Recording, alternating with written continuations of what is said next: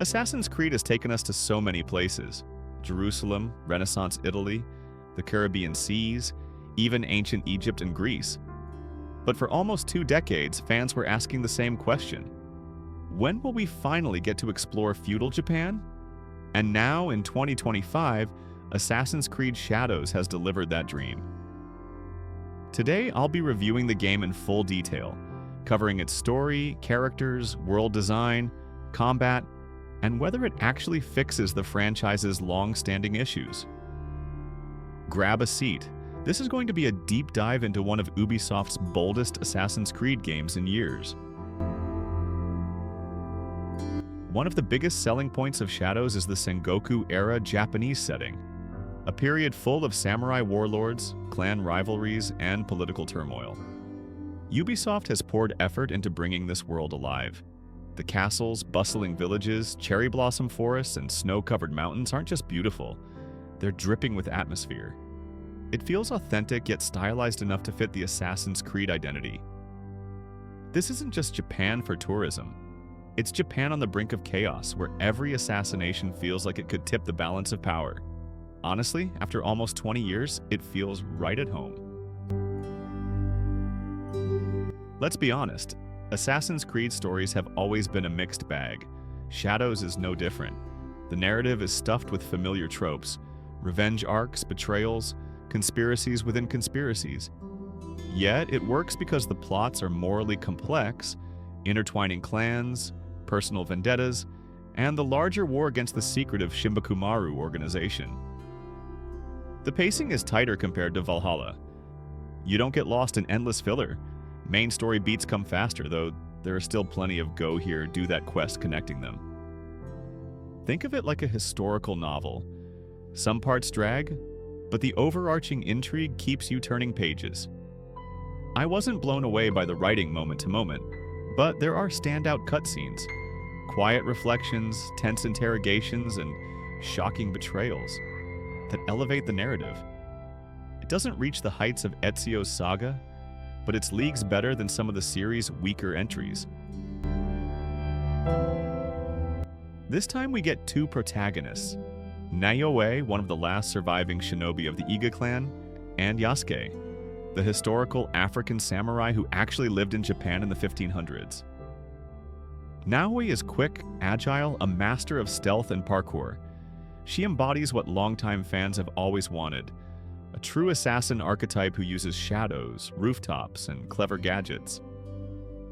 Yasuke, meanwhile, is the powerhouse, huge, intimidating, and morally driven.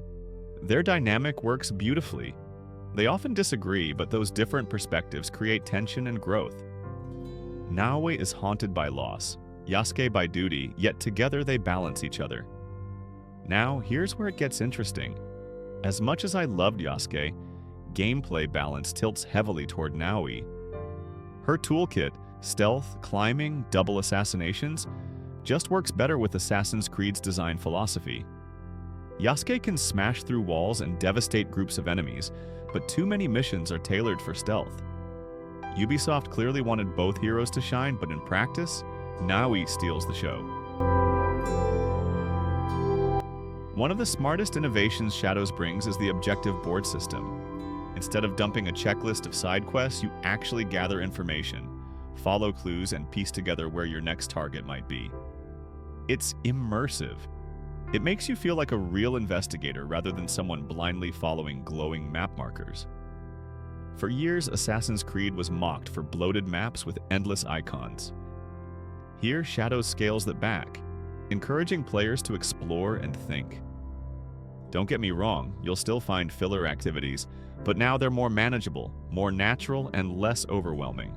For me, this is a huge step forward in making Assassin's Creed fun instead of exhausting. The world of feudal Japan is breathtaking. Seasons change, storms roll in, and wildlife reacts dynamically.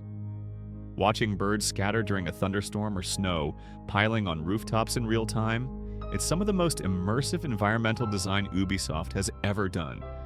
And unlike earlier games, climbing viewpoints doesn't just flood your map with icons. Instead, it reveals points of interest, encouraging curiosity. You want to go there because you see something intriguing, not because you're grinding a checklist. The world is dense too. Castles to infiltrate, villages to protect or raid, hidden shrines, and random world events.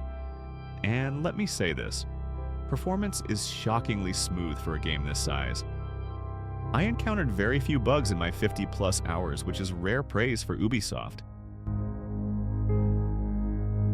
Between missions, you'll spend time at your hideout. Think of it like a hub where you can upgrade buildings, manage gear, and train. The forge lets you craft or enhance weapons, while the dojo lets you summon allies you've recruited. I'll admit, I didn't spend much time decorating, but for players who love customization, there are plenty of cosmetics and base building features. The resource system, collecting crops, minerals, wood, feeds into meaningful upgrades rather than endless busy work. It's not as deep as Valhalla's settlement building, but it's more practical. It adds just enough progression without bogging you down. Combat has taken a major step forward. Enemies are more aggressive, block more often, and armored units feel like mini-bosses with layered health. Button mashing doesn't cut it anymore. You need timing, dodges, parries, and strategy. Yasuke thrives here. Wielding giant weapons, smashing through defenses, and literally breaking walls, he feels like a juggernaut. Fights with him are brutal and satisfying. Naoe, meanwhile, excels in stealth. She's fragile in direct combat, but deadly when unseen. Her tools, chain sickles that can grapple enemies off rooftops, crawling stealth, and the long-awaited double assassination, make her one of the best assassins the series has ever had. Skill trees are also streamlined. Instead of bloated constellations like Valhalla, Shadows focuses on impactful upgrades, new moves, weapon abilities, and meaningful perks. Legendary gear further spices things up, offering unique powers like deflecting arrows. The downside? Too much filler loot still clutters the inventory. That RPG bloat hasn't completely gone away. The main story takes around 40 hours, but with side activities, upgrades, and exploration, it can easily stretch past 70. The pacing is much better than Valhalla or Odyssey. Less grind, more focused storytelling. Replayability comes from the two protagonists.